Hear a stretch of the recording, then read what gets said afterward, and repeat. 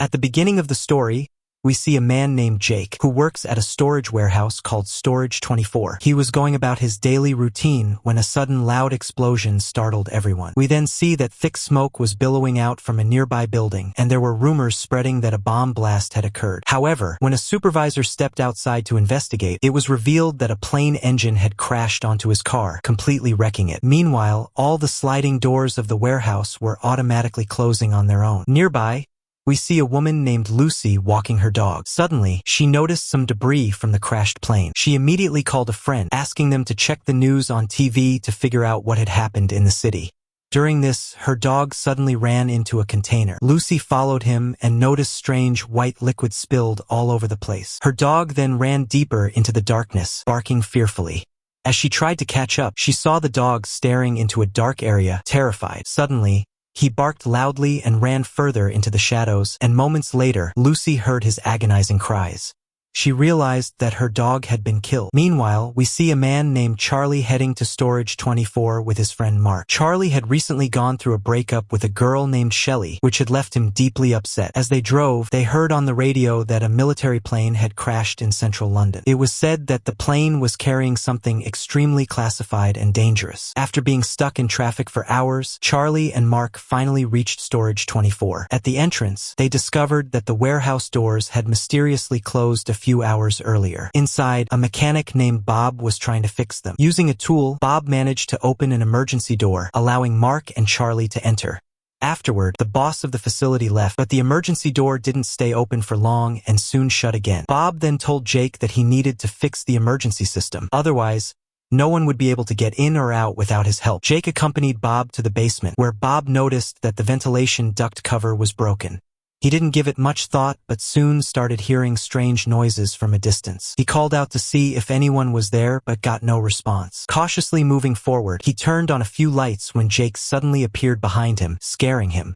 Jake then showed him the circuit box and left. Upstairs, on the third floor, Shelley was packing her belongings with her friend Nikki and Nikki's boyfriend, Chris. At that moment, Charlie and Mark arrived. Upon seeing them, Shelley told Charlie that she had already informed him via message that she would be there, so they wouldn't run into each other. Charlie just wanted to know why their breakup had happened. Suddenly, the lights went out. Elsewhere, Jake was complaining about his job at the reception desk when he decided to check on Bob in the basement. He found Bob sitting on the stairs, but as he got closer, he realized that Bob had been fatally attacked. Suddenly, a vicious creature appeared in front of Jake. Terrified, Jake immediately ran upstairs and shut the basement door. However, the creature began pounding on the door with such force that Jake realized he wouldn't survive if he stayed. He fled immediately. Charlie and Mark went to the warehouse door, trying to get out, but the door was shut. They called out for help, but no one was around. Mark noticed that Bob's van was still parked outside and tried calling the number written on it, but his phone had no signal. Meanwhile, Chris, who had gone to investigate after hearing someone scream, entered a dimly lit room with mannequins. As he stepped inside, one of the mannequins started speaking, leaving him utterly shocked. He quickly realized it wasn't a mannequin but Jake, who was trembling with fear and kept repeating that they all needed to get out before it arrived or no one would survive. Before Chris could respond, a terrifying claw suddenly grabbed Jake and pulled him upward. At that moment, the entire building echoed with the menacing growl of a dangerous creature. Mark instructed Shelley to stay where she was and went outside to check. At that moment, Charlie arrived and asked where Shelley was. Shelley then walked out of a room, adjusting her clothes, which made Charlie realize that Shelley and Mark were having an affair. Enraged, Charlie punched Mark hard. Shelley tried to intervene, apologizing and admitting that she had been cheating on him for a long time. Devastated, Charlie walked away to hide his tears. Nikki, upset by Shelley's actions, followed Charlie to calm him down. As they passed the room with the mannequins, they heard strange noises and went inside to investigate. There, Nikki noticed Chris crouched in a corner, trembling like a statue. Worried, Nikki asked what had happened. When Chris lifted his head, Nikki saw that he was injured and began cleaning the blood. Suddenly, another drop of blood fell from above. Using Chris's phone flashlight, Charlie looked up but saw nothing unusual. However, as he turned back, Jake suddenly appeared in front of them. His face was gruesomely injured and he couldn't speak. Seeing this, Charlie collapsed in shock and Nikki fled the room in fear.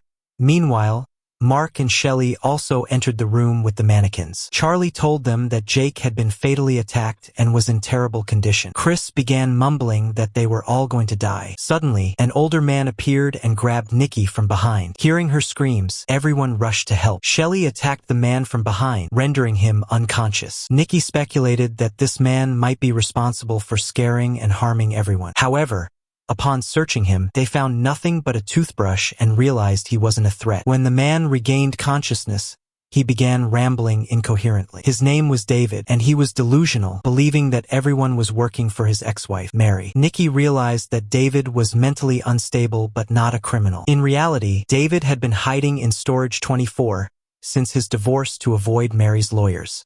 At that moment, they heard the creature growling again, this time from the ventilation ducts. Charlie instructed Nikki to lock the cabinets and shut the door. Suddenly, the lights went out again. Someone began pounding on the door furiously from outside. Terrified, Chris started shouting that the creature wouldn't let any of them live. As soon as the door broke, Chris ran into the outer corridor, but by then, the ferocious creature was already chasing him. Chris tried his best to hide, but in the end, the creature found him. The beast approached him, seemingly trying to listen to his heartbeat, and then, in one swift motion, ripped his heart out of his chest. Meanwhile, David informed the rest of the group that his cabinet was the only one that could lock from the inside. He had rigged it that way to hide from Mary. They all followed David to his cabinet floor, but he couldn't find the right key. The terrifying sounds of the creature echoed from all sides, making everyone extremely anxious. They urged David to hurry and open the door, which only made him more nervous. Suddenly, the monster spotted them from afar, but just in time, David managed to open the door, and everyone rushed inside before the creature could reach them. For the moment, they were safe, so they decided to plan their next steps. Inside the cabinet, they noticed an entire wall filled with television. David explained that he had been watching the news nonstop since the plane crash. By now, the government had sealed off central London and deployed tanks to deal with the threat, but no one knew exactly what this deadly thing was. David expressed his belief that it wasn't from this world and was convinced it was an alien being transported on the plane. That's why the plane crash was being treated with such seriousness. Mark dismissed David as crazy, but no one else paid him any mind, as they had all seen the creature with their own eyes. Charlie suggested that they needed to get out of there as soon as possible. He recalled how Bob had opened the door with a device when they first entered. David speculated that Bob had gone to the basement to fix the system. If they could find Bob or his tools, they could open the door and escape. However, this plan had one major flaw. They would have to go 5 floors down, and the creature could be anywhere along the way. Additionally, they couldn't use the ventilation system to move between floors, nor did they have any weapons. David suggested that they might find something useful in other cabinets. Since David had been hiding in the warehouse for a long time, he knew how to access a cabinet using the air ducts. Following his instructions, Charlie and Mark crawled into the air duct. As they moved through the narrow space, Mark began talking about his affair with Shelley, but Charlie stopped him, saying that their lives were at stake and they needed to work together. Soon, they entered a cabinet and began searching through boxes for anything useful. They combed through countless cabinets, finding all sorts of bizarre items, but nothing helpful. Finally, they came across some knives, walkie-talkies, firecrackers, and an iron rod. With these items, they decided to head back. Suddenly, they heard a growl, causing them to stop in their tracks. When the sound ceased, they resumed their movement, but the creature began attacking the air duct around Charlie. They tried to move faster, but the monster was too close. Mark managed to climb out and demanded the bag of collected items from Charlie. Before he could pull Charlie up, the creature attacked again, its claws penetrating the duct. In his panic, Mark abandoned Charlie and escaped to save himself. When Mark returned to the cabinet, he told the others that he had tried his best to save Charlie, but couldn't stop the creature. They mourned Charlie's presumed death for a while before preparing to head to the basement. Meanwhile, it was revealed that Charlie had miraculously escaped the creature. He stumbled into a cabinet filled with toys. Hearing the creature nearby, he broke the cabinet door and stepped outside, only to find the monster waiting for him in the hallway.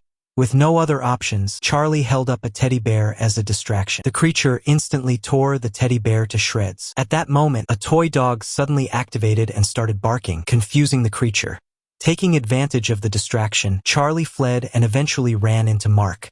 When the rest of the group saw Charlie alive, they were shocked. There was no time to celebrate, as Charlie warned them that the creature was coming. They tried to run downstairs, but the alien blocked their path. David, determined to save the group, willingly confronted the monster and told the others to run. His plan was to insult and if necessary, fight the alien. David knew he wouldn't survive, but he decided to sacrifice himself in a stylish manner. The alien brutally attacked David, tearing apart his face and crushing his skull. David's bravery, however, allowed the others to reach the basement. In the basement, Charlie divided the group, choosing to stay with Nikki. The basement was pitch dark, and as they cautiously moved forward, the alien hid in a corner, waiting for the right moment. Charlie and Nikki found the remains of Bob's mutilated body and suppressed their fear to search for the device to open the door. Suddenly, Bob's corpse briefly twitched, terrifying Charlie. At least they managed to find the tool and return to the ground floor, where Mark was waiting alone. Mark explained that the alien had taken Shelley. Charlie was devastated and refused to leave Shelley behind. When Mark tried to stop him, Charlie punched him in anger. As they fought, Shelley's body was seen suspended in the air, held by the alien. This time, the alien wasn't in a hurry. Using a hidden knife, Shelley attacked the alien and managed to free herself. Charlie instructed her via walkie-talkie to come to the ground floor. As she did, the alien tried to capture her again. At that moment, a small toy dog appeared in front of the creature, but this time, Charlie had rigged it with explosives. Distracted once again by the toy, the alien was caught off guard as the toy exploded. Charlie and Nikki, hiding in the hall's corner, covered their ears during the blast. Emerging from the smoke, Charlie reached Shelley, and they embraced. As they prepared to leave with Nikki, they realized the alien was still alive and even angrier than before. Their last hope was the device to open the door and escape. However, Mark had locked the reception door with the iron rod, believing it would increase their chances of survival if they split up. Despite their pleas, he refused to open the door. Charlie used all his strength to break it down, connected Bob's device to the door, and tried to open it. During this, Shelley slapped Mark in frustration. Suddenly, the alien burst through the walls and grabbed Mark, ruthlessly eating his face. Exhausted, Charlie attacked the alien with the iron rod. However, the alien overpowered him and was about to kill him when Nikki struck it with a fire extinguisher. Taking advantage of the moment, Charlie impaled the creature with the rod. When they finally exited the warehouse, they saw that aliens had invaded the entire country, and their lives would never be the same again.